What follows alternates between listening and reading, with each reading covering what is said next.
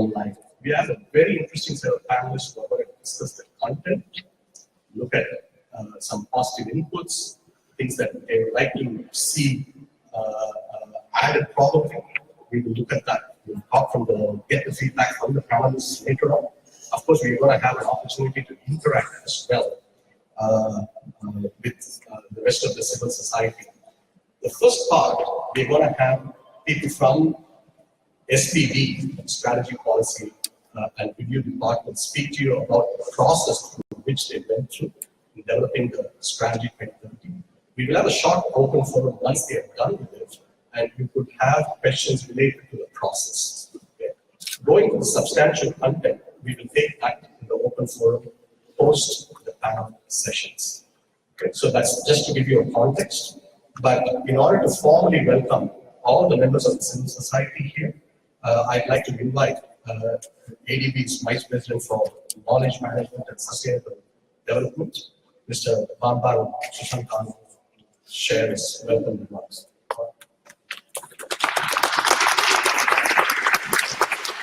Thank you, Tim. Distinguished guests, friends, and colleagues, warm welcome to the ADB headquarters. For those of you who are flying from abroad, welcome to Manila.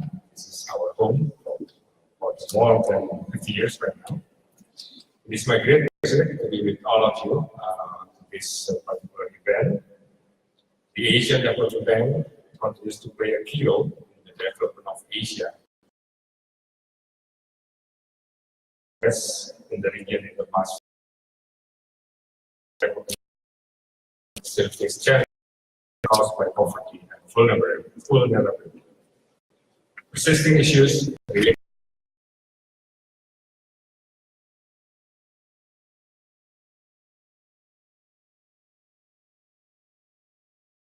gender equity remains also a development challenge throughout the region. Trends in Asia and Pacific point to the important role of the civil society organizations, or CSO, in eradicating poverty and to promote greater prosperity, inclusiveness, and resilience.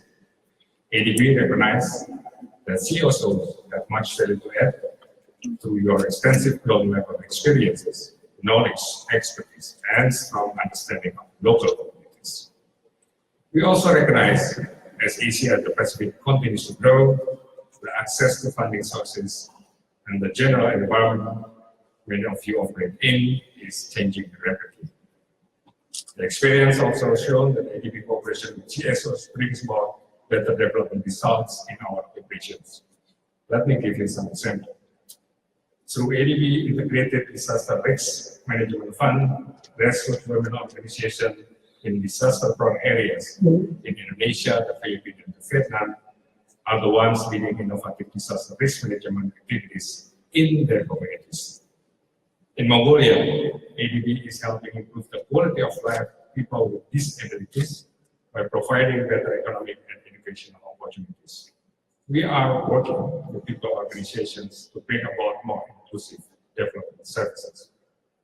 Distinguished guests, friends, and colleagues, CSOs have made important contributions in the development and review of many of ADB policies. Stakeholders consultation organized in the preparations and the review of ADB policies, such as the accountability mechanism, public communication policies, and safeguard statement, just to name a few. ADB engagement with CSO has come a long way since the policy on operations with NGOs was adopted in 1998. For this, we greatly appreciate your participation in this important meeting about the future of Asia and the Pacific.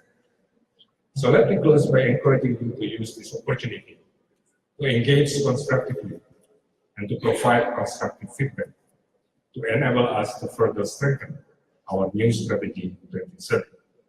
Please also share your views on how we can work together better to meet some of the challenges in Asia and Pacific. I thank you once again, and I wish everyone a constructive discussion this afternoon. Please also participate actively the rest of this week during this 51st annual meeting of the ADB, and see you all along the events of ADB annual meeting. Thank you.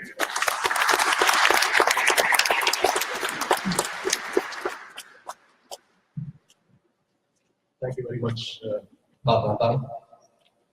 May I add that you keep getting younger year by year. By the way, this is a formal consultation event, but you don't need to be very formal. Just relax a little bit.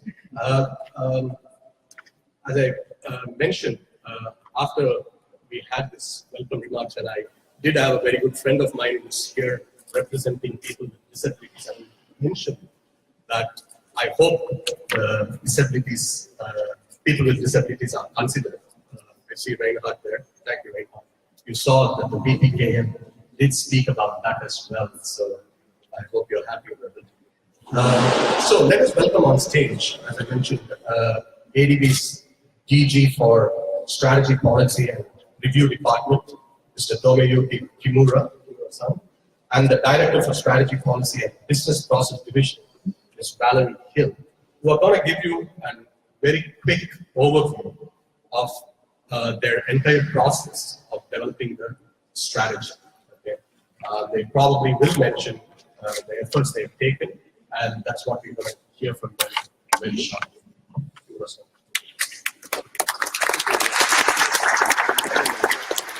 Good afternoon, everyone. My name is Tom Kimura. I've been leading this very important exercise of developing new strategies at the head of my department. And also, we welcome all of you to this CSO consultation workshop on draft strategy. The Strategy 2030 is the long-term strategic vision for ADB to remain relevant in the rapidly changing landscape of the Asia and the Pacific. We started this exercise about 2 years ago because our clients in the developing member country is the most important client. So we started intensive consultation with our developing member country officials, private sector, and also CSO. We also organized a forum roundtable with the eminent persons, experts in Washington, London, Manila, and Tokyo, where we also invited representatives from CSO. This is actually the first official opportunity to hear your views on our draft full strategy. So this is extremely important opportunity for us. Draft Strategy 2030 talks about how ADB will add value to our clients. Basically, we will be adding value by combining our financing support with knowledge and partnership. So for both knowledge and partnership, our collaboration and partnership with CSO has been and then is going to be extremely important. And this today's event is not the only opportunity to hear your views and suggestions. There will be a very important exercise of translating this new strategy into our individual country partnership strategy. So this will be another excellent opportunity for us to discuss how further we could strengthen our partnership between ADB and CSO, and our country team are looking forward to the discussion with all of you. So with that, let me invite my colleague Valerie to make a brief presentation. Thank you very much.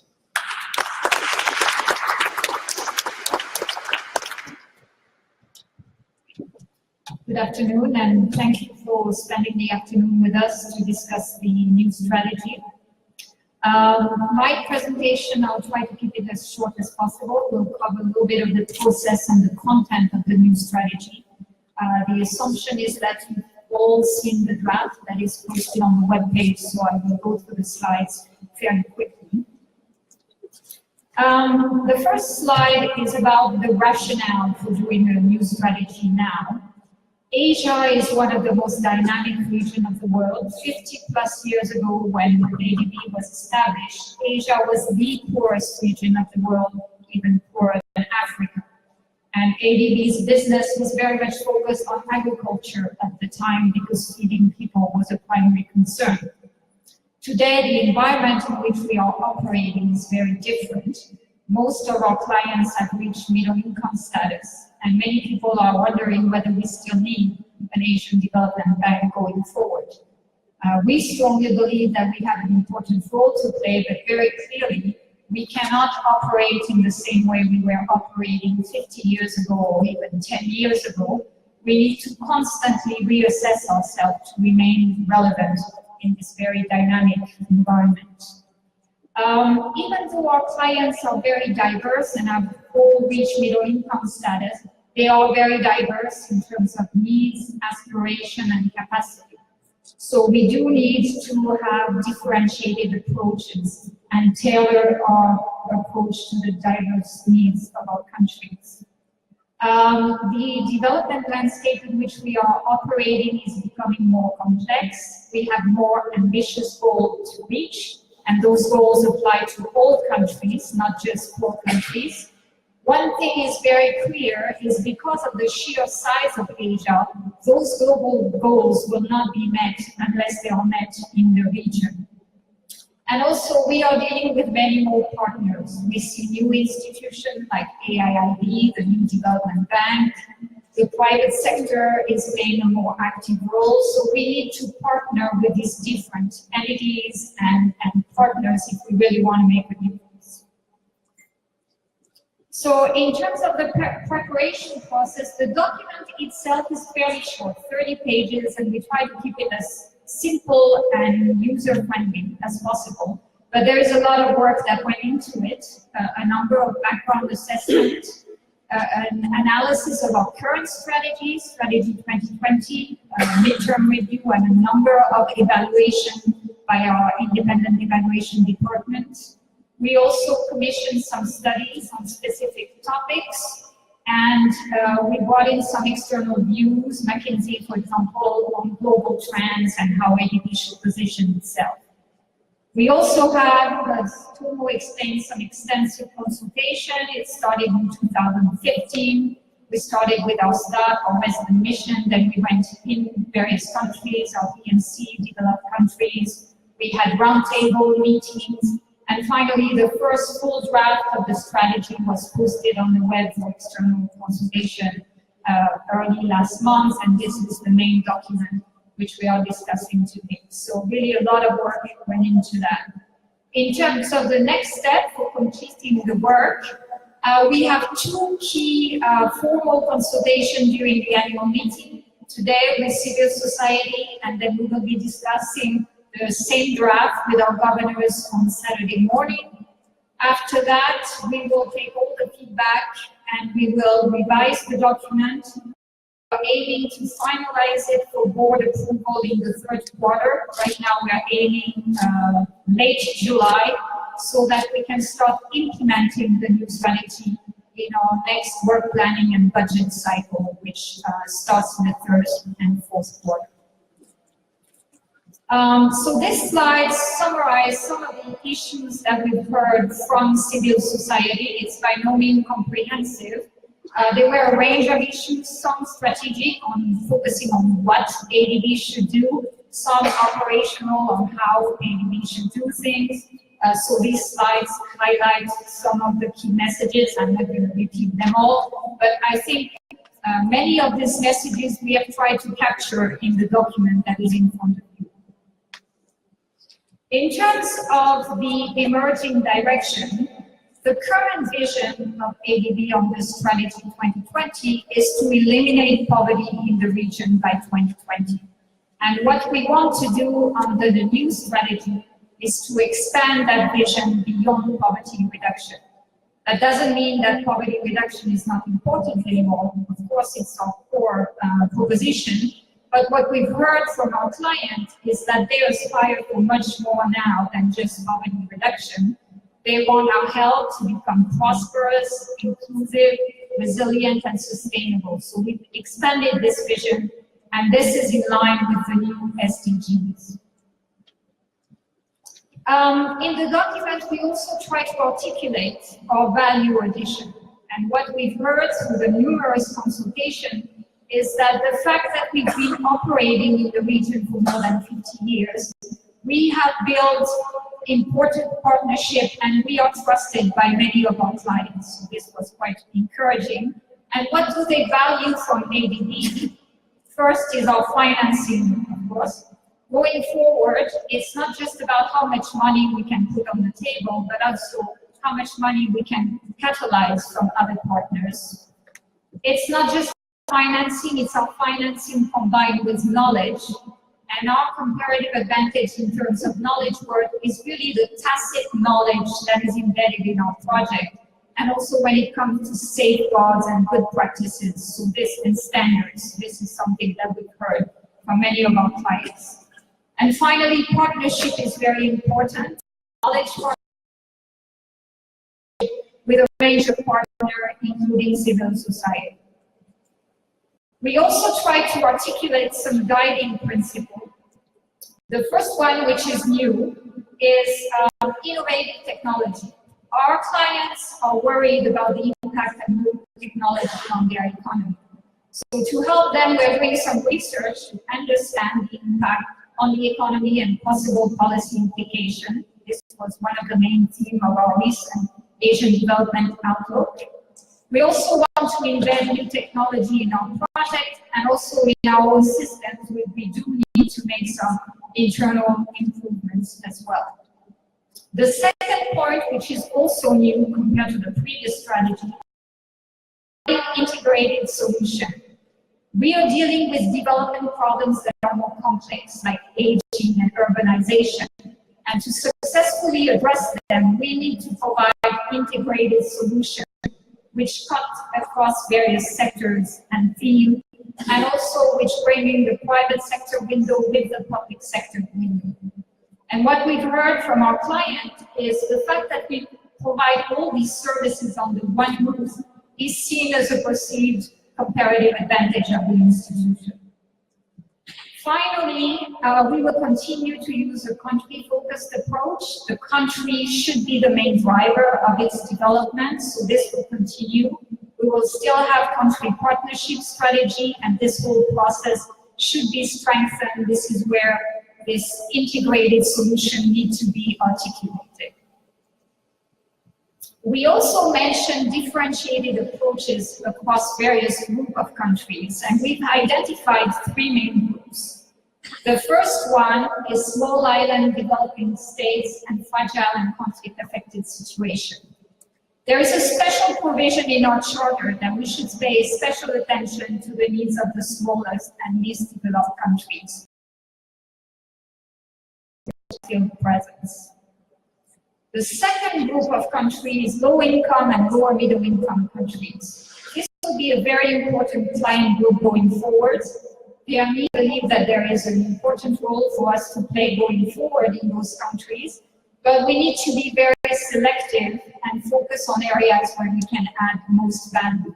So this would be regional public good, climate, issues-based, thematic, and cross-sectoral. We don't talk anymore about sectors. We also have a number of special chapters. The first one is about private sector. Going forward, we plan to further expand and diversify our private sector operation. And in doing so, we have to follow a dual mandate of development, impact, and profitability. And going forward, we want perhaps to put a little bit more emphasis on development impact. And to do that, we'll need to expand and diversify our portfolio towards new sector. So right now, it's very much focused on energy and finance. We want to expand to other infrastructure sectors like transport, but also agribusiness, social sectors. And we also want to diversify in frontier markets and countries, which will mean smaller and perhaps more risky transactions going forward. The second chapter is about catalyzing and mobilizing resources. There we see that as a key area of focus going forward, and we look at this from a broad perspective. It's not just about providing more co-financing in our project, both through private and public sources, but it's also transaction advisory services to build a pipeline of bankable projects, It's also about our public sector operation and the work that we do to build a conducive environment for private sector development, domestic resource mobilization, for example. Finally, knowledge. We need to do more to strengthen our knowledge services going forward. And here we had a lot of discussion about what is our comparative advantage in terms of knowledge. One is clear is the tacit knowledge that is embedded in our project. That's very important, and the key issue here is how to capture that. But we also need to do more in terms of research that is operationally relevant. We need to do more to strengthen institutional capacity in our DMCs, and also to promote knowledge exchange across our countries. We need to expand knowledge partnership, including with civil society organizations, and we also need to promote knowledge generation and dissemination throughout the institution. We used to have a distinction between knowledge department and public department. This distinction is becoming irrelevant going forward. We should all be doing knowledge work if we want to remain relevant. Finally, we have a discussion on internal reforms, and some of this work has already started but needs to be expanded and intensified going forward. It's about financial reform, human resource reform, work on our products and instruments, modernizing our business processes. Our clients are telling us that we are too slow, improving our system, and strengthening collaboration with civil society. These are areas that are identified in the document. If I try to summarize what is new in the strategy compared to our previous strategies, so we have an expanded vision statement beyond poverty reduction.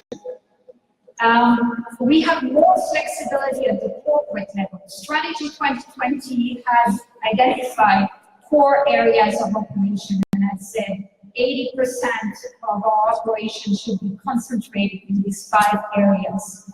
And we even identified non-core areas where we agreed to progressively disengage. We do not have this distinction anymore in the new strategy. We introduced differentiated approaches across country group while continuing with the country partnership strategy. And this theme of integrated solution and innovative technology is new. And private sector operation, capitalization, and knowledge was already there in the previous strategy, but we need to emphasize that a lot more moving forward. One of the key themes that is coming across in the new strategy is delivering through one ADB, breaking the silos. What kind of silos? One is between our public and our private sector operation. Another one is cutting across sectors and themes. Cutting across knowledge and cooperation. This distinction is becoming more and more irrelevant. And finally, integrating better our headquarters and our resident missions through this one ADB approach. Finally, the document itself is very thin and focused on high-level kind of direction. There is not a lot of detail in terms of how we are going to operationalize the strategy, and we are getting a lot of comments on that. So once the strategy is approved, you will be able to find more detail, and there you will have more details, including resource implication, etc. The country partnership strategy process will continue and will need to be strengthened. So this will lay out the plan in each of the countries over a 5-year period. We will continue through the work planning and budget cycle, which is a 3-year rolling document, and will lay out the key priorities for the next 3 years. And then, of course, it's very difficult to come up with areas, and this will cover a shorter time frame, a 5-year cycle. And we've already started the work, and through this process, we will also have consultation, and we hope to have a new corporate result framework in place by the end of next year. So that's all for me. Thank you.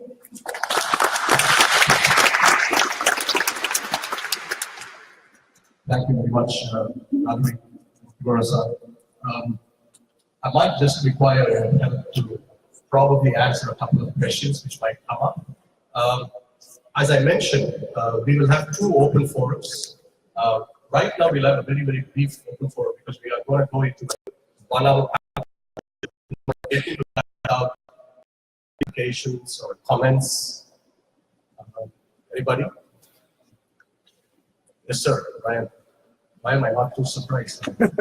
Please, please, just for the purposes of Yes, of course. familiarity, name and institution. My name is Ryan Hassan. I'm the Executive Director of India Forum on ADB. Great to see everybody. That was a very, very elaborate and descriptive presentation. Just a simple question, really.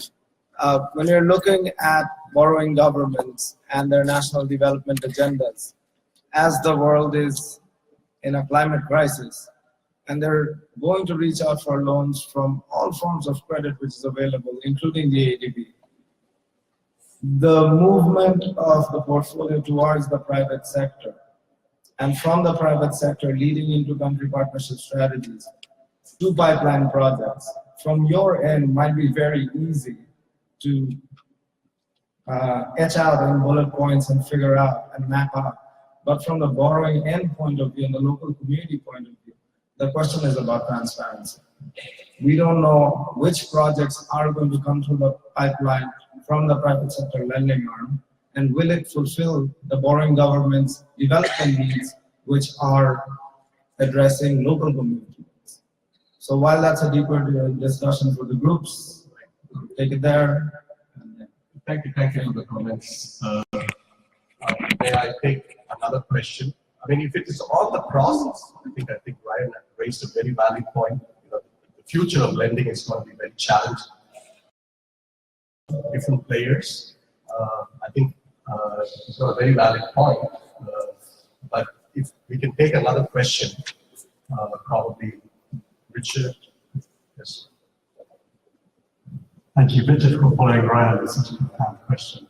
Mine's a little bit simplified. I mean, fantastic presentation. Thank you, Henry. I'm very interested on your challenge of bringing the knowledge management and the operational wisdoms and expertise together. Does that include IED? And that's been quite elusive for many years. And how are you looking at it in a new way? Richard, you're looking at me as if I will answer the question. But you should mention your name. Apologies, my name is Richard Edwards. I work with a company called IMC Worldwide, and previously I used to work with ADB. Anybody else? We can take one question, but otherwise I'll pass it on to Val to sort of comment. Maybe you can take the second question, it's pretty straightforward. Well, it may seem straightforward, but it's probably starts off and then maybe you can have some comments on Ryan's points as well. Can I? Yeah. Thank you very much. It's a very excellent question. So to respond to the point raised by Brian, this one ADB approach, we'll be trying to break down our silos in many ways. One of the silos which we've been trying to break down is silo versus sovereign operation and private sector operation.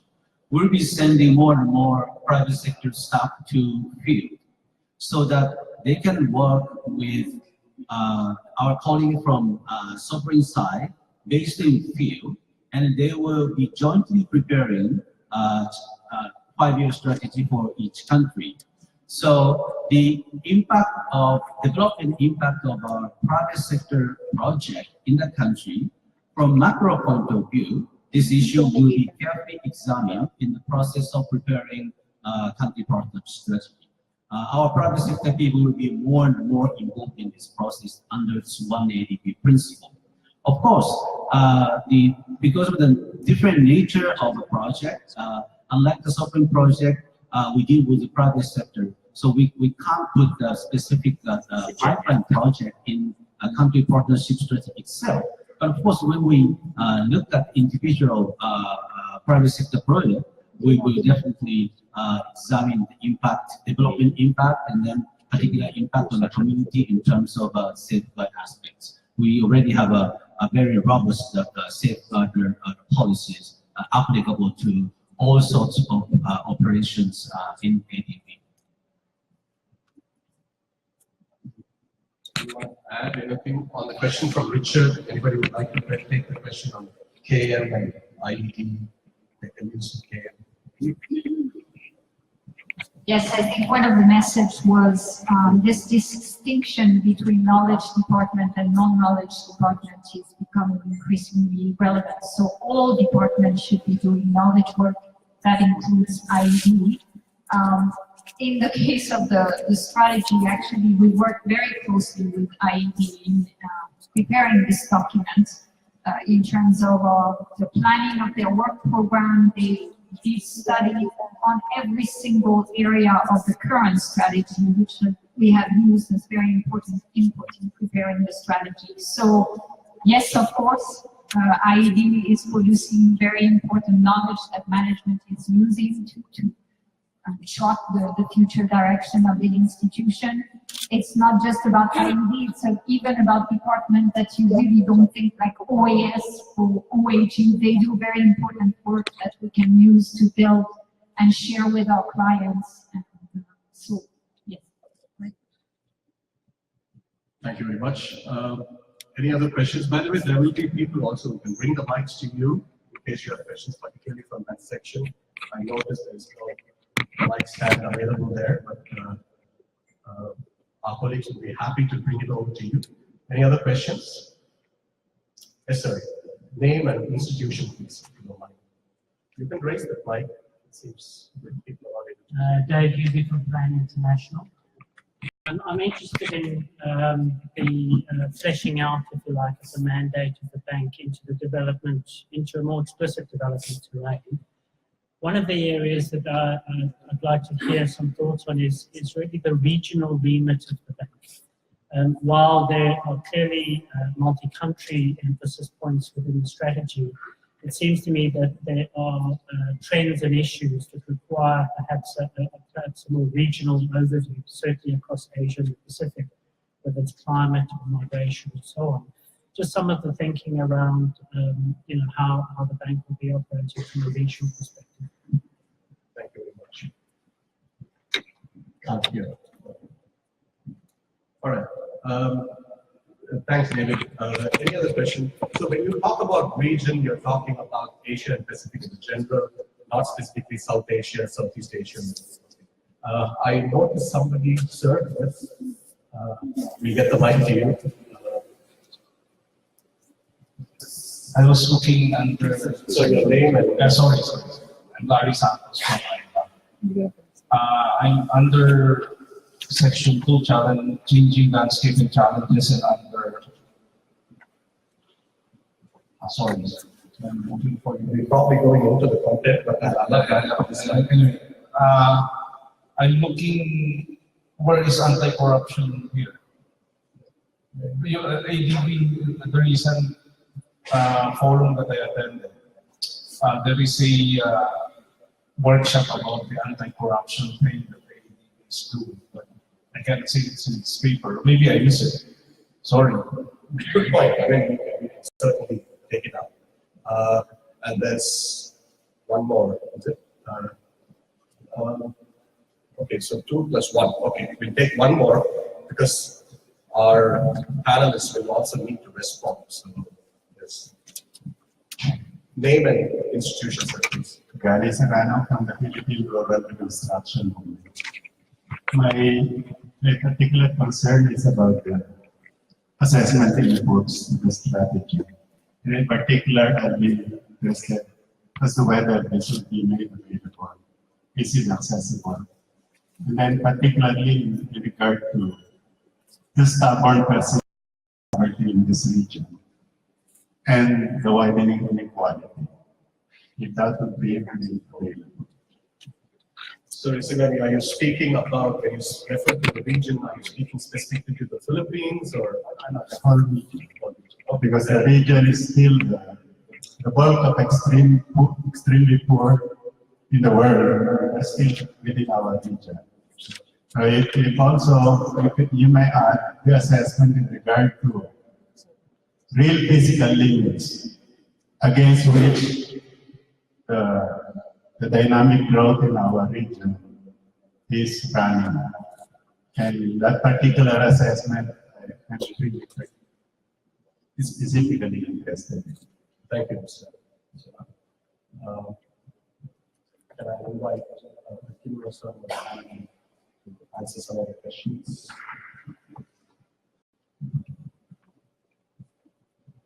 On regional cooperation and integration, this is definitely one of the key comparative advantages of ADB, and this is what we've heard from our clients through the various consultation. It's also in our charter that there is a specific emphasis on promoting regional cooperation in the region. So it will continue to be a very strong emphasis going forward. That's one of the 7 key operational priorities.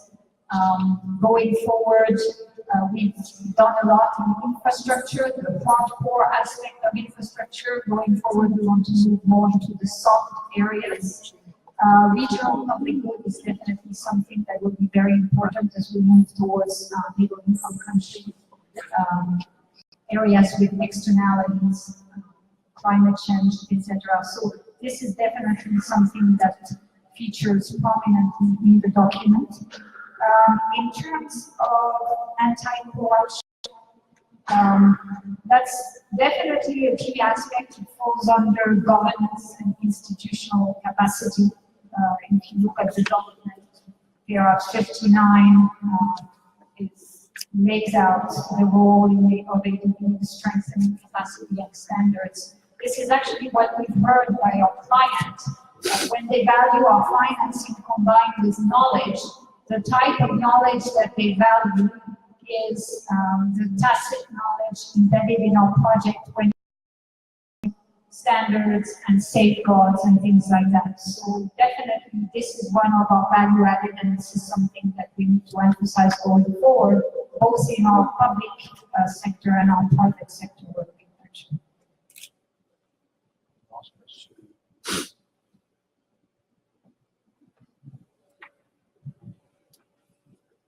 Regarding the last question, I was not 100% clear. So, could you repeat what kind of assessment would you be interested in?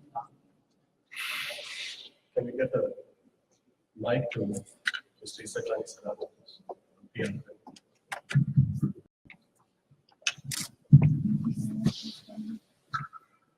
My question is the assessment in regard to Assessment inputs. assessment inputs to the strategy, in particular relating to the stubborn persistence of extreme poverty in this region. It has the bulk of poor, dirt poor in the whole world still. And second is and related to that is this dilemma of while we are growing the whole region, we're creating widening inequality between the rich and the poor. And that particular assessment is really very important from the perspective of CSOs like us. We've been engaging government in terms of this vision of Asia free of poverty or a Philippines free of poverty. These are dilemmas that we need to see exactly in your assessment, how they are being dealt with. And the second is in regard to real physical ecological limits against which this development in the region is running. All right. In terms of the broad assessment that fed into the preparation of the strategy, most of the assessments that we've done were an evaluation of the current strategy. And all those documents are posted on the webpage, including the IDB evaluation. We started with our own neutral review of strategy 2020. So that can be found, it's all publicly available. In terms of actual analysis of poverty issues, we do quote some numbers in the document, which we got from our economics and research department. They have done a lot of studies. These are not directly quoted on the website of the Strategy 2030 website, but they are publicly available. When we prepare the country partnership strategy for each of our countries, there is a requirement that we do environmentally sustainable and inclusive growth assessment. That is one of the key requirements before we can prepare a country partnership strategy. And it's supposed to identify at the country level the key binding constraint to growth and poverty reduction, including some data. And this is one of the linked documents that is supposed to be attached to the country partnership strategy. And based on that, we're supposed to explain how we will position ourselves in that country. That ADB is adopting a differentiated approach for a different group of countries. And it is commendable that ADB is going to focus on the issue of good governance and fighting corruption among the small islands and the fragile and conflict-affected states.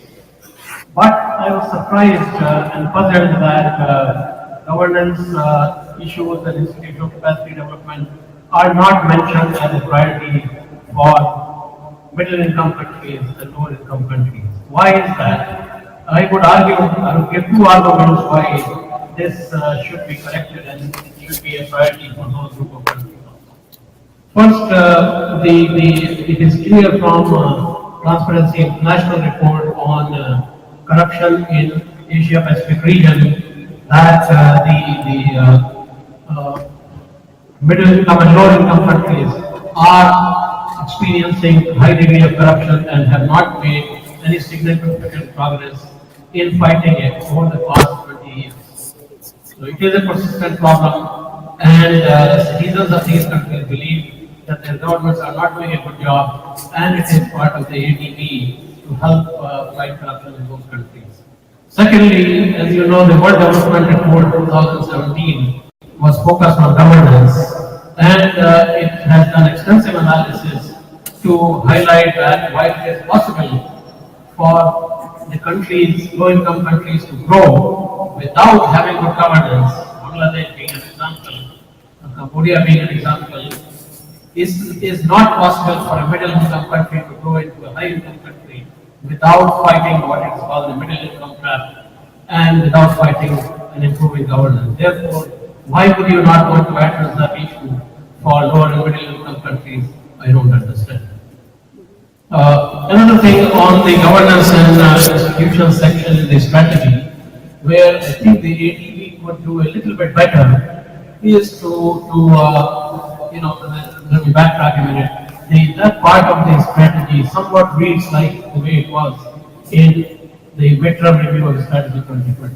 I think the world has changed, and there are many new ideas since then, only 2014, which have not yet been adequately reflected in the ADB proposals on governance and institutional capacity building. What am I referring to?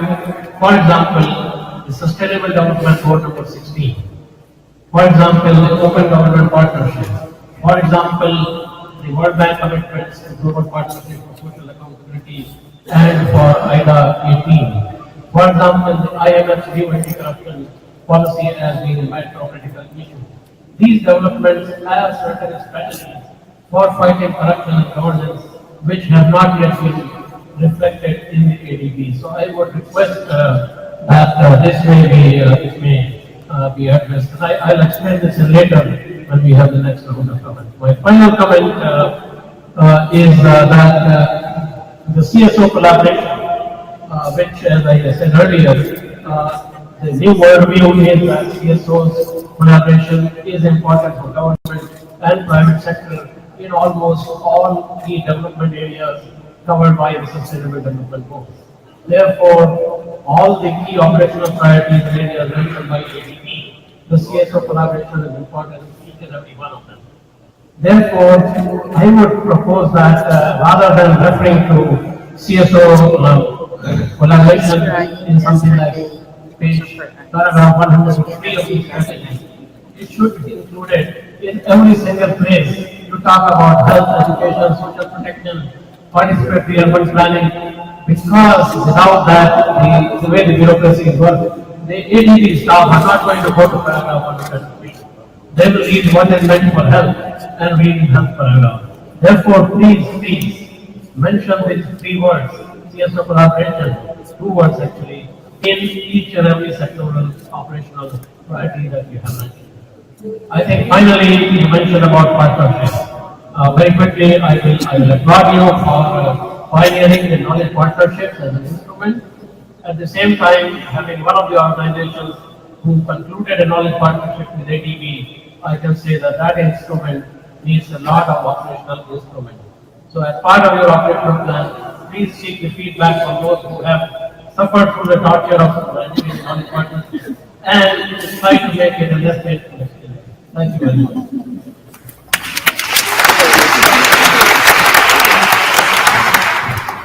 3 points, but very profound.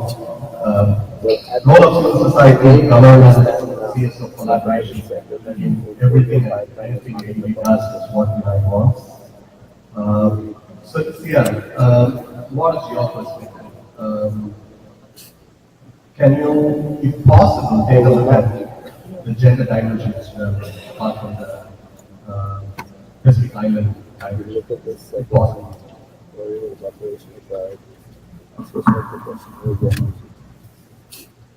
Thank you, and I would like to take this opportunity to thank the organizers for the invitation to, and myself and one of my colleagues who was here from the Pacific Islands Association of NGO. It's a regional civil society that has a national umbrella organizations in all the 24 countries and territories in the Pacific. I'm sitting here looking around, there's hardly any Pacific representatives in the group. It makes my life harder to feel that I have to represent a group that are not as many persons in here. But nonetheless, I'll try my best to share the common issue that we have in our communities. We have a large ocean, very small land mass.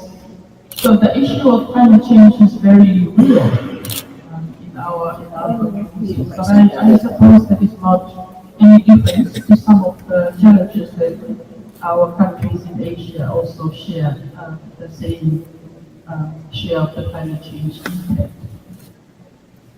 I think my point, if I can speak, and I'm sure that others will speak to similar situation, that what we have found in the Pacific is the role of women is changing because of climate change.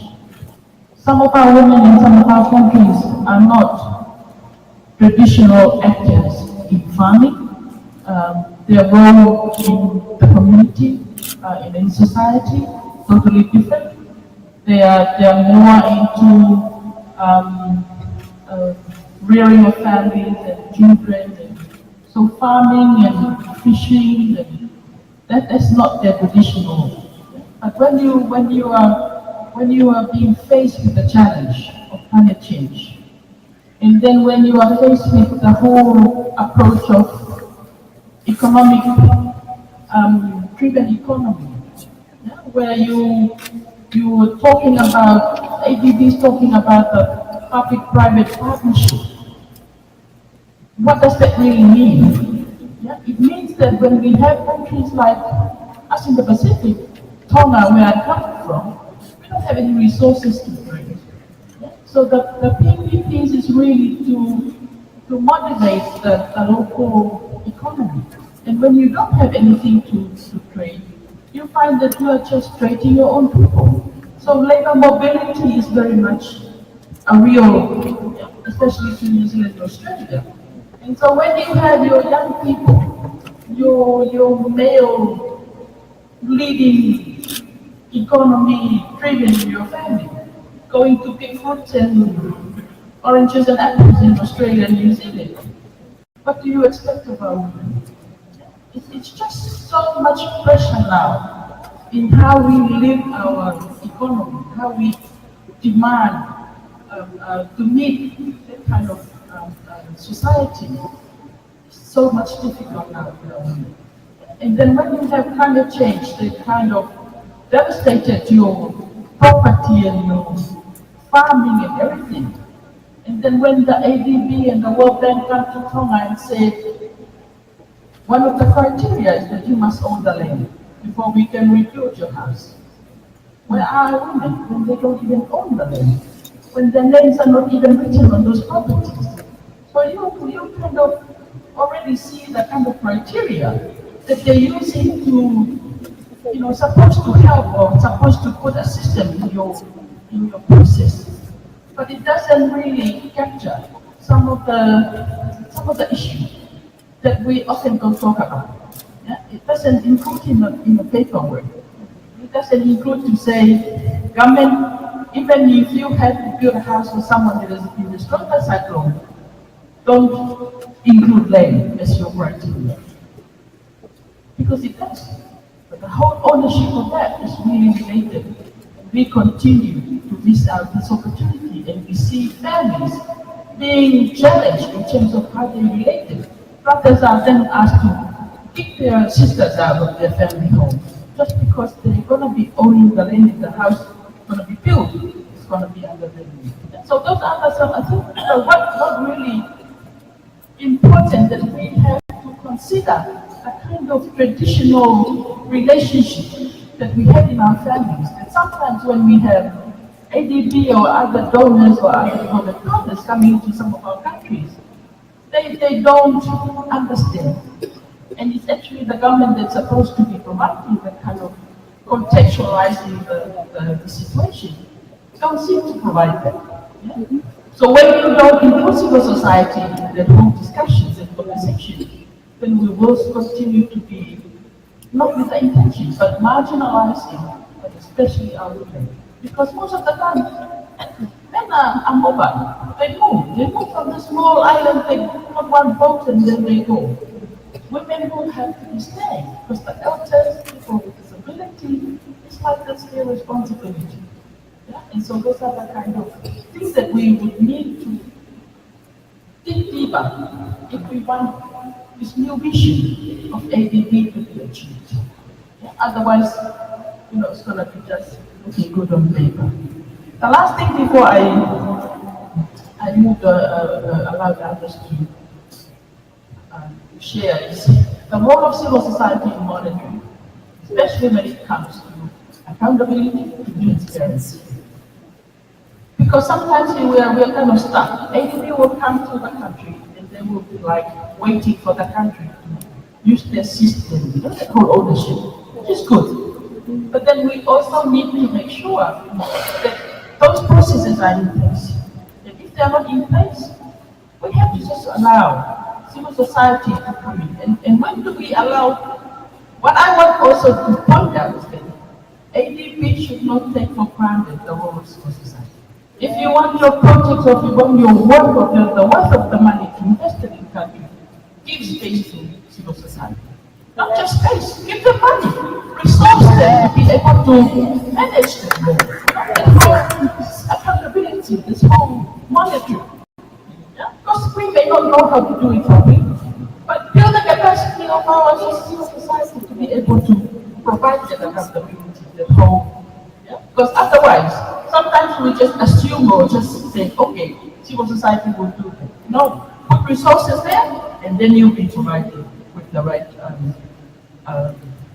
output in terms of how do we take our leaders into accountability and transparency of the process. Thank you.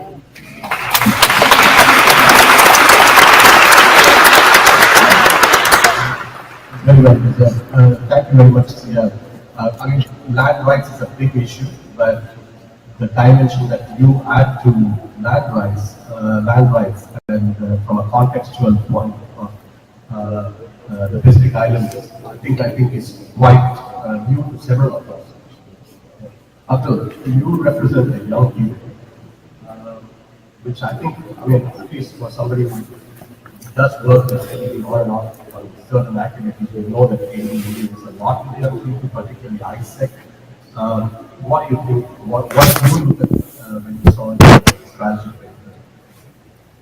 So, first of all, I'm here on behalf of a lot of good work with a lot of young people out there. So I just want to send a shout out to all those more than 50,000 volunteers out there that are trying to move towards a better place through all their small actions.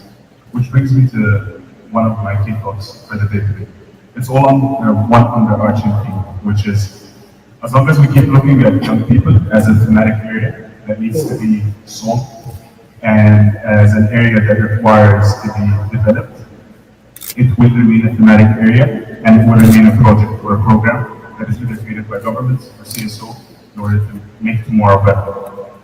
Versus looking at a young population here in Asia Pacific that reaches almost 750 million young people. 750 million young people. And we're talking about prosperity. What is of a bigger opportunity for prosperity than mobilizing and empowering 750 million young people? That is my first point. My second point, when we come to talk about inclusion, one key thing when it comes to empowering youth, specifically young girls, is that when we talk about the fourth industrial revolution and what is coming for the world around the corner, a lot of it is in the field of technology and STEM. What are we doing with our educational programs to give young girls the opportunity to be able to compete in a labor market of the future that is extremely dynamic and that is very different than what we're facing today? A lot of people look at the third industrial revolution and what it brought to the world, and I tell you that the technology revolution, which is upcoming, is completely different and brings a very new paradigm to the world when it comes to skill set and also when it comes to economic opportunity. Because also as young people, a lot of times we say the robots are coming. The robots are coming. Oh my God, artificial intelligence is going to take our jobs, which is extremely inaccurate for a lot of reasons. Artificial intelligence is not going to take our jobs. According to McKinsey research, 30% of tasks and 60% of jobs are going to be reformed. So the 2020s are not going to be about an era of unemployment. The 2020s are going to be about an era of redeployment. So how can we look at our current workforce, at the current skills that we're being taught in schools, and shift that paradigm to be able to cope? Because it's about coping, to be able to be redeployed. That's my third point. My last point is, if we start looking at young people as a growth engine for society and as an opportunity to create more opportunities for young people by young people, it will create a very big, not only economic and social shift, but also a change in mindset when it comes to what we view as typical resources. Because if you may allow me, this is a smartphone. Who here owns a smartphone in the room? If you own a smartphone, please raise your hand. If you own a laptop, please raise your hand. The difference in size between the screen of a smartphone and the screen of a laptop is the attention span of a millennial. This is how much we're capable of focusing on one piece of information, on one piece of knowledge, on one piece of content. It used to be 1.5 minutes for my generation, which is Generation Y. Currently, it reaches a span, according to research that was done by Facebook, of less than 10 seconds. 10 seconds is the opportunity window that you have to pass a message to a young person. And we're still piling up young people in lecture halls, using formal education, and trying to give them booklets and booklets and booklets of pieces of knowledge and information. They're gonna take it, they're very polite. They're gonna tell you thank you very much for that info. But they're not gonna retain it. And then we're gonna judge, and we're gonna be like, but you were given everything that you need. We give you all the booklets in the world. But I'm not going to retain that knowledge.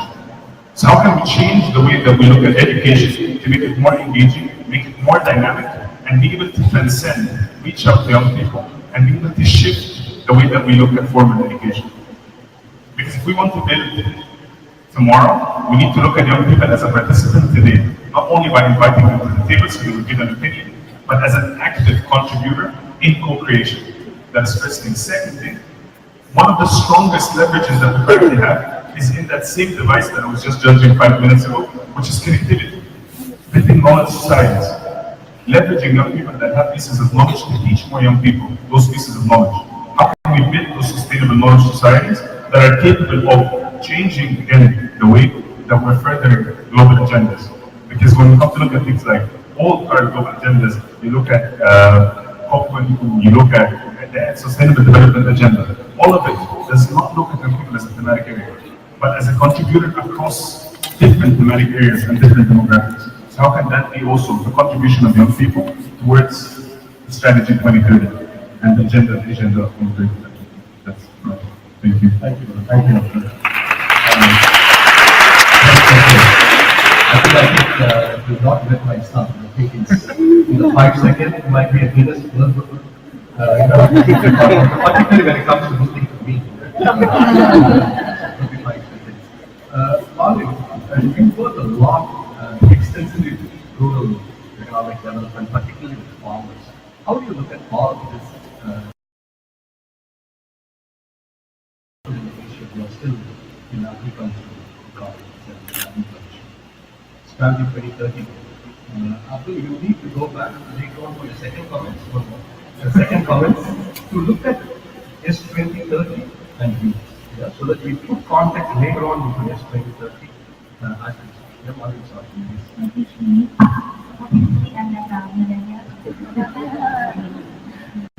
Thank you to the organizers for the opportunity to share our views on the ADB strategy. What I will share will come from our work as a regional partnership of rural development NGOs, but also as an agri-agency member of the Global Agricultural Alliance of Agribusiness empowering family farmers, smallholder family farmers. The vision presented as well as the value proposition and the operating principles to our mind as was presented is comprehensive and in a way encouraging, and I would say encouraging because Asia Grab and many of the CSOs, farmers organizations that we have worked with interface with still have to feel substantive traction of our engagement in ADB for many years, but we've made it here, keeping and pushing that agenda shared with the rest of the middle world. The vision for the Asia Pacific Network and relates very much to our work as an agri-agency that operationalizes theory of change that farmers organizations and cooperatives, agri-cooperatives are active contributors to economic, social, and political development. We believe that farmers organizations and agri-cooperatives that thrive have key role in job creation, in increasing incomes of families, and in reducing poverty. As membership-based organizations, they provide important services to their members in improving their production capacities, in bringing their products to the markets, in empowering, giving them clear bargaining opportunities to arise at different levels, but especially regionally in the context of our economic integration that has been with us. I emphasize the qualifier, those that thrive, those that flourish, because the reality is majority of farmers organizations and cooperatives in our region need youth, not only in terms of financing, capitalization, but especially the policy environment, as well as the legal basis for them to be able to advance their work.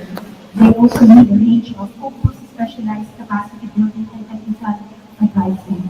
This would come if their important role and contribution and potentials as equalizers of wealth and benefit as platforms for greater democracy and inclusiveness are recognized by governments, by development partners, and hopefully by ADB. We hope that Strategy 2030 will contribute to reach this shared vision for the smallholder family farmers in the region. We've been coming back to ADB on the same agenda for the past 2 years, especially revived in the 2016 forum on food security, where we heard the commitment to rethink working with cooperatives. We understand that in the 60s or the 70s, this has been tried, but it will work as well. But given the developments the past decades and the growth capacity of cooperatives, we heard that there's an interest to take a look at important mechanism to advance our cooperation at different levels. Strong collaboration with CSOs was mentioned under the operational priorities and we heard this from them. But for us, we strongly suggest that the ADB strategy identifies farmers organizations and cooperatives as key players that they should be working with and investing on. It could be SMEs, thriving local associations. Sustainability and resilience comes in many streams, but we want to put emphasis on having strong local associations, regardless of their nature, that are able to meet the demands of rural transitions that are now taking place, including the challenges brought by climate change. And this brings me to one of the guiding principles of providing integrated solutions, which is really integral and links to the important call to frame our responses, our strategies in the context of rural transformation to support more ecosystem-based approaches and strategies and territorial approaches that focuses on mobilizing local resources in local areas and on strengthening local public and private institutions for multi-stakeholder actions. On these, competent and transparent local government authorities are key, but alongside with local associations such as farmers' organizations, cooperatives, which find centrality in our work on the ground. So we are inspired by some models of territorial development in Europe where farmers' cooperatives have taken lead for community development. And we are happy to note that even here in the Philippines, you go to Namak, Cebu, you go to Sorosoro, Ibaba, in Batangas, we have our own models and we hope ADB can help us replicate these different, important successes that we find in this sector. Finally, it is commendable that the strategy paper covers several grounds in relation to climate change and resilience. But it's missing to remind this strong link with the language that opposes climate action mitigation. Support efforts of national governments to scale up measures to strengthen climate resilient food and agricultural system and address climate change risks, particularly to smallholder, marginal landless, and women farmers. These are the most vulnerable sector, yet these are those who have less access to resources, less access to financing. So we suggest that ADB support inclusive, integrated, and localized best practices on climate adaptation and mitigation to revitalize the important role of local governments and local communities and associations as the first responders, and investing in accountability capacity building, enabling them to develop rapid response mechanisms and to implement long and short-term adaptive measures to utilize innovations and technologies. So these are just the 3 key points that I wish to point out now, and I look forward to the second round of intervention. We'll be going in not on the second round running, but thank you very much. Because sector improve. So is there anything which about like a social justice models you're going to have? I don't see.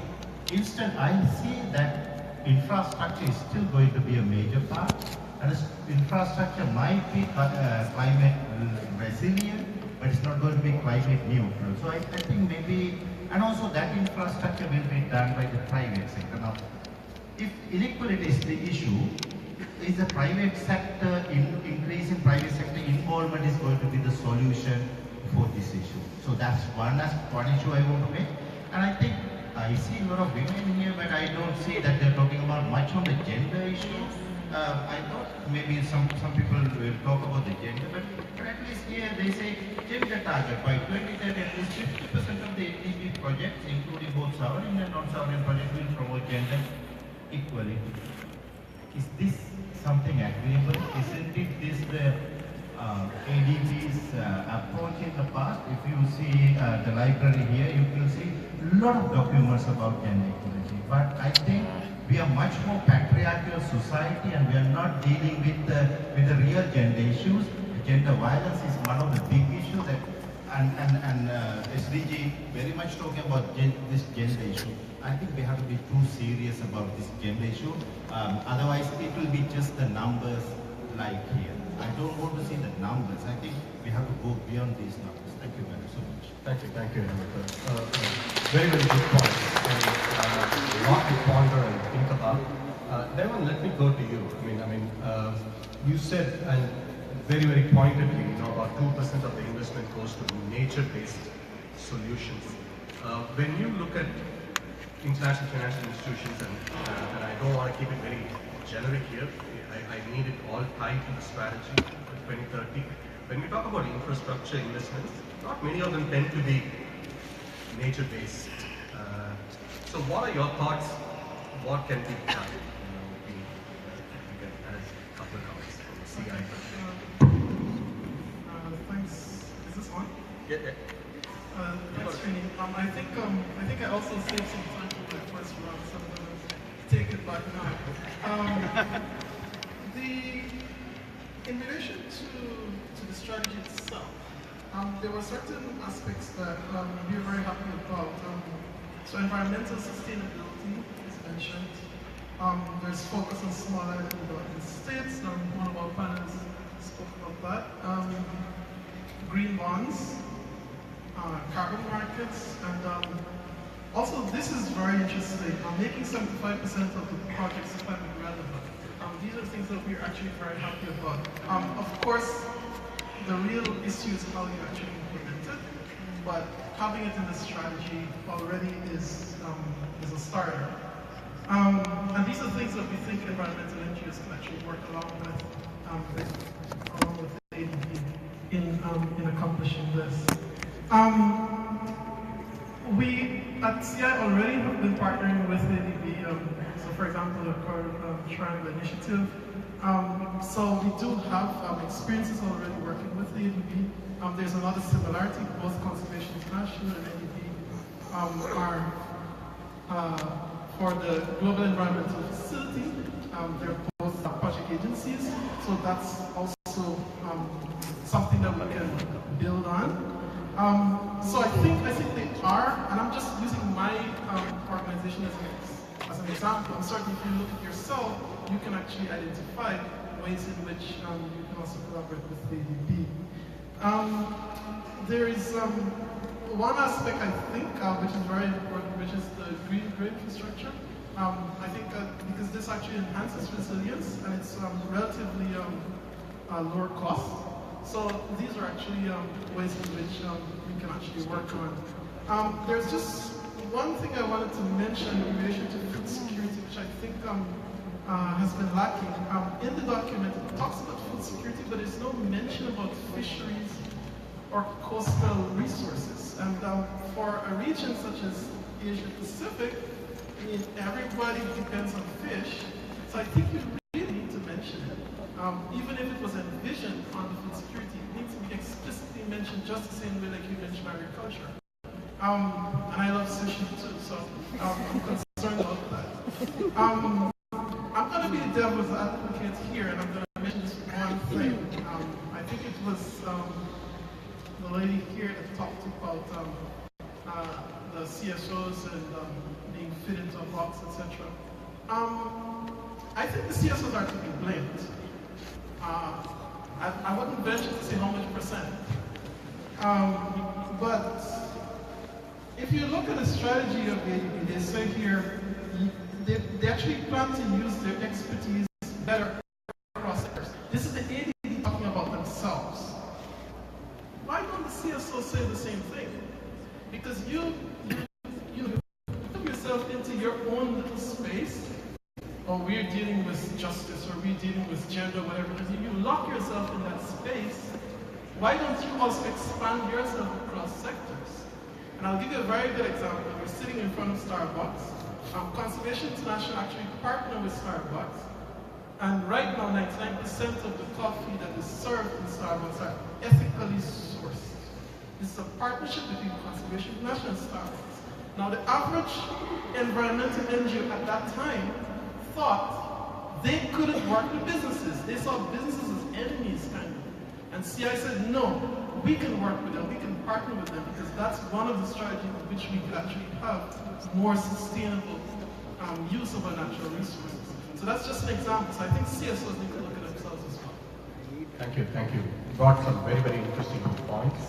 Hemanta spoke about the shrinking space for civil society. You're bringing up a point saying civil society needs to look at redeployment.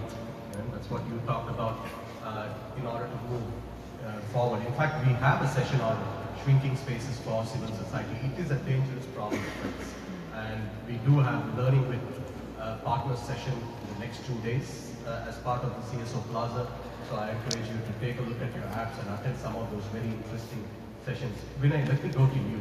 You talked about civil society collaboration. Many of the people here echoed it, liked it, and you said it was mentioned in paragraph 22, and it should have been more explicit. But when it comes to a strategy document, things like youth or civil society, these are cross-cutting items, and what Hemanta talked about on gender and CL talked about gender and farmers, there are several things which are cross-cutting. How much do you think an institution like ADB, in this case, a civil strategy document which is not more than 20-30 pages, and eventually there's going to be a lot of working papers which is going to come along with that, the country partnership strategies and all that, and how that's going to be influenced. Do you think there should be some sort of a allowance for them, so just say, okay, if you mention it once, I think Devon did a very detailed search on biodiversity and SDGs and things like that. That's a very nice way to evaluate it. What do you think, sir? Do you think civil society collaboration is not enough, or should it be just explicit? I think, can you hear me all right? Yeah. Okay. So, definitely, ADB policy and framework for civil society collaboration and consultation at the right level is pretty strong. I would commend them. They have a good system. The indicator they use for monitoring the progress is not very meaningful, but I will comment on that also very quickly. But to get to the question you raised, actually the civil society collaboration is assigned to paragraph 103. So it's not in double digits, it's in triple digits. So, and that carries a major risk of behavior within the ADB. I think the risk is that that paragraph is perceived by staff as appealing directly to the NGO center. And therefore, while at project level, the consultation policy, safeguard policy requires them to engage with the civil society organization, at the sector strategy level, they don't do it as a matter of policy. So I think the suggestion was that the sector and thematic groups of the ADB and the operational priorities which are described in paragraphs 22 to 36 and should mention the word that these in working on these operational priorities, knowledge and partnership with CSOs should also be explored. That's the specific suggestion on that. Now quickly on the measurement side of it. At the moment, the way the CSO collaboration on each project is measured by ADB in the corporate results framework is to say that if information has been shared with the stakeholders, the project is compliant with CSO collaboration. Now ask yourself, the ADB information disclosure policy says that information must be disclosed for every single project. So it follows that by definition, every single project is compliant with CSO collaboration. So what's the point of reporting that indicator and claim 100% result year after year after year? That doesn't make sense. That should change. I think there are 4 different levels of CSO collaboration: information, consultation, collaboration, and partnership. I would submit that collaboration and partnership is the one which should be measured and reported, not information sharing and consultation. They are mandated anyway for every single project. Thank you. Okay, very good point. So it has to be more action-oriented rather than just saying it's just on the website or something like that, information and communication part. Okay. CL, you really brought up some very interesting points, but from a small island group perspective, what are your additional comments?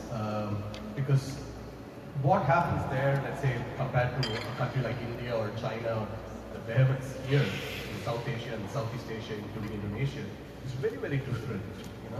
But ADB as an organization can tries to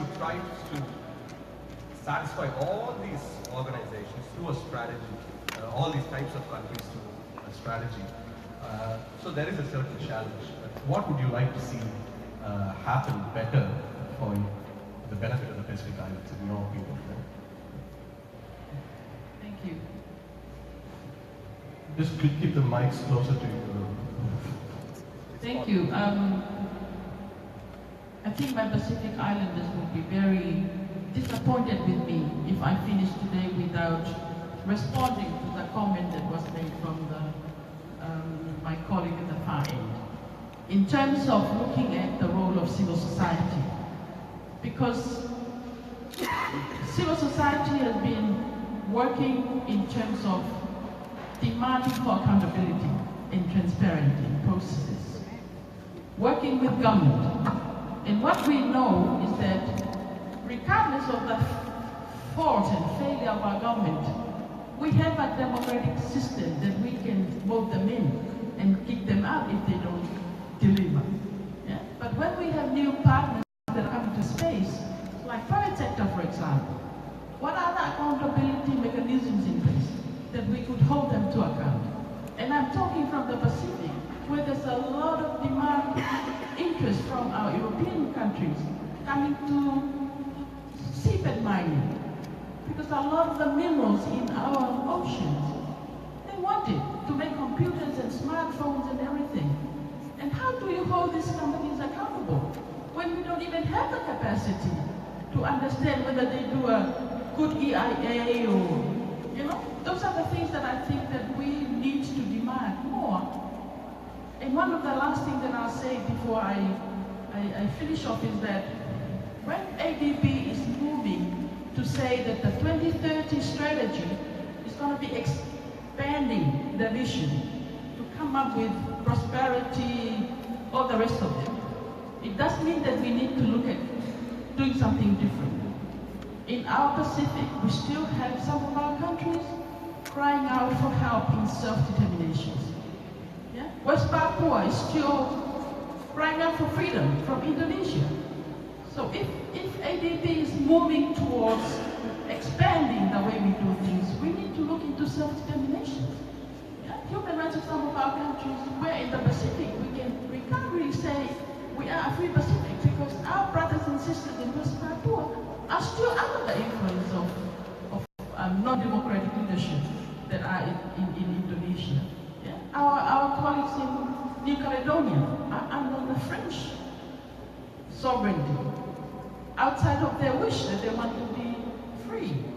So if that's really the challenge of this new paradigm shift in doing ADB work, is to move away from, not move away, but addition to poverty, we are now moving, which is something that I love in the new emerging strategy. We are not just moving and saying it's poverty, but we are digging and unpacking what is the root cause of it. And we need to include some of our islands in our Pacific, which we are still under the self-determination of colonialism. Thank you.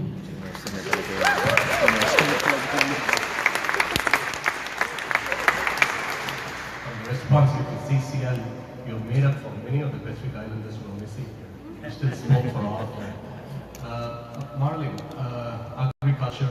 I'm not sure if it is, I won't comment, but in the sense, I'm not sure if it's a major focus area. One of your battle sites should be a major focus area. It can be linked with several other things that ADB does, so that agriculture can be linked. You brought about very important points about cooperatives. I think cooperative movement has been a major transformative agent in many industries, many countries. What else would you like to see for the farmers happen, and rural economic development in particular? One of the opportunity, but as well as what brings some sense of insecurity and threats to the agricultural sector in our region is the advent of this regional economic integration, which is really primarily, predominantly focused on investments in agriculture. And this, what I wish ADB to consider as a reference in the strategy paper, as an important product of the World Committee on Food Security, which is relates to the principles for responsible agricultural investment. What is interesting is that at the ASEAN level, Southeast Asia, they have taken up this product of the CFS, and in fact last week there was a consultation in Bali on this document, nuanced by the experiences from the region. It is targeted to be presented to the senior officers meeting in August and hopefully approved by the ministers of ASEAN in October. To our mind, this is a very important reference document that member states could use as reference in reviewing, improving existing regulations that they have to protect at least the important sectors or issues that we carry in the food security and agriculture development agenda. So the CFS product, which is basically taken up by the ASEAN process, talks about 10 principles and 10 guidelines. And we hope ADB will also take interest and refer to this as it has taken interest in the voluntary guidelines for land tenure and the voluntary guidelines on small-scale fishers. So these are existing instruments that civil society organizations and our respective governments are referring to, and we hope ADB would take cognizance of the presence of these important instruments and tools that should help us. Going back to the agricultural cooperatives, ASEAN is also expected to approve this year the ASEAN roadmap to, on agricultural cooperative development, and this has been a product of almost 2 years of engagement by farmers' organizations and civil society along with the sectoral working group in ASEAN. So I leave with this for us two important considerations for ADB, and we hope to see that referred to in the strategy paper. In the Philippines, we don't look at fisheries as part of agriculture, right? Because everyone is very worried about this sushi. Yeah, so you think that should be included as part of the food security? I think by FAO definition, agriculture includes fisheries. So, but we have to just keep on reminding people that it is there because there is also the tendency to neglect. So I think we just have to keep mentioning it.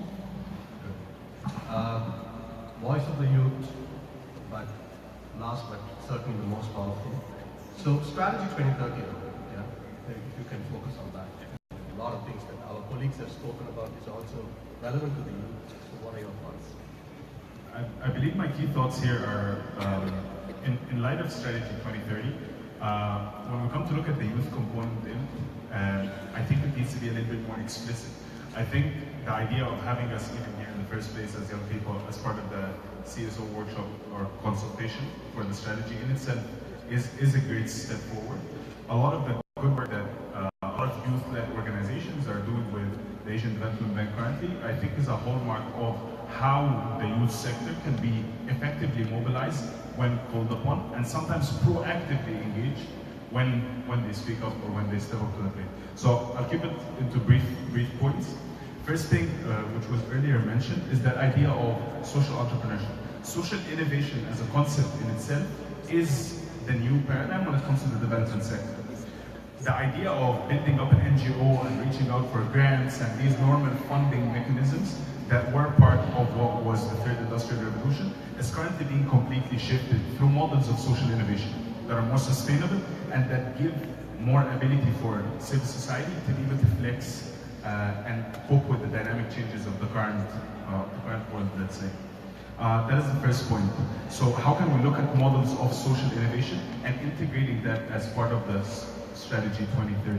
That's first. Second thing, when we come to look at underprivileged young people, specifically young girls, in STEM as a key thematic area, as a key area of focus, and an integral part of strategy when it comes to creating economic opportunity and prosperity.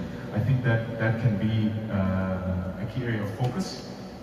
Third thing, when we come to looking at skills of the future, how can we use proper references into what is the current demographic of the labor market, but also what is the kind of skills that are in demand, such as complex problem solving, creative thinking. It's not just about teaching code and artificial intelligence and developing the next Internet of Things. It's not just these hard skills, but it's also a very complex set of soft skills that, if unpacked, enables us to evolve the way that we look at the youth labor market and how can we equip them to be more resilient in the face of the fourth industrial revolution. My last point, if young people are not going to be involved in policy shaping, brought to the plate, brought to the forefront, and co-creating policy with young people, it will never be relevant for young people. I promise. Maybe I'm not from Asia, maybe I'm from Asia by heart. I come from your neighbor continent, Africa, and we've suffered for ages and ages due to segregating young people and putting them outside of the narrative. And young people forced their way back into the narrative in what we would call the period of time between 2011 and 2013. Learning from that, or a key take forward from that, is that youth involvement in policy shaping is not just key, but is fundamental and foundational if given the opportunity. A lot of times we look at young people as, are you missing the expertise, or you're missing the experience, or you have a lack of understanding of this framework or of that design. But that's what we're catering for in the first place. So let's invite them to the table and give them an opportunity to actively participate while we're creating not only an output generation and giving final end feedback, but involved in the process itself. That would be my last recommendation. Thank you very much. Ladies and gentlemen, a round of applause.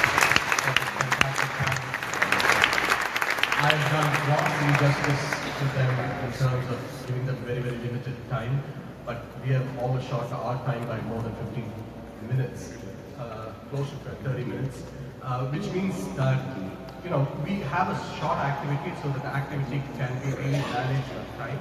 And what we would like to see happen is that, if you remember, when you signed up, we asked you to sort of distinguish yourself between a policy, advocacy NGO, or a service delivery NGO. It is just to create groups, really, but you could choose to be, you could be an organization which is involved in both. Many of you are, actually. But in principle, what we were looking for, and we've divided two groups here, two sides of the hall.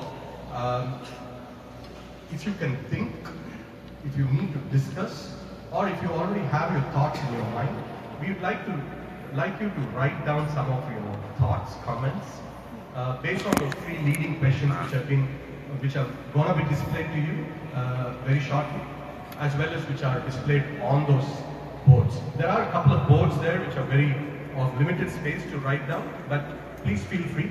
That entire stretch, that blue wall that you see there, is actually meant for sticking your comments and thoughts, because we will document all of that, okay? And the points that we are asking you to consider commenting on is the following. This is with the assumption that you have gone through the strategy 2030 reasonably, okay? So what are the most interesting and important features of the draft strategy 2030, in your opinion? For example, CSO collaboration, people observe certain things. Coming from an institution which is very unique, you may have certain thoughts, so please share that. Make a note on how will these features of Strategy 2030 impact your work in your civil society. We are constantly living in a world of shrinking space for civil society, but civil society needs to reinvent itself, needs to innovate. Okay? So look at how these features in Strategy 2030 can impact your work, can influence your work. I would like that comments. And what items or areas do you think have been left off? Our panelists took time, reviewed the strategy, and did notice a few things which were missing. Okay? Probably some things which were not as explicit enough as they expected. So you may have several other points similar to that. Okay? These have raised a very, very good point. Social enterprise, I never thought of that. I know ADB talks a lot about inclusive business, but social enterprise, I know that the Asian Youth Forum that they organize always talks about it. They bring social entrepreneurs. I'm sure it's hidden somewhere in their definitions. Okay, but it's a good point. I mean, we would have, people may not have thought of it. So what items or areas do you think have been left out, and how can the strategy be further improved? These are the lot of questions. You can just decide to answer or comment on one or two of those points. You'll find sticky notes there, you'll find pens there. We actually have certain people who can help you moderate, as always a good volunteer and somebody who's a very supportive person. Ryan gets volunteered into a lot of things. So I asked Ryan, brother, can you help me in the policy group, because we have the most number of people there. We have 2 sites for the policy group, 2 sites for the services group. And by the way, as an incentive for all your efforts, there's drinks and snacks in the CSO lounge. But it'll be nice if you write your comments. Right before you started, so it will be nice. Okay. Now I did say word first, yeah. So once again, let me. We have about 30 minutes, so please take your time to write your thoughts. If you want to consult, if you want to collaborate, talk, please do that. Okay, it's not a very formal process, as you can see with the space and the number of people we expected.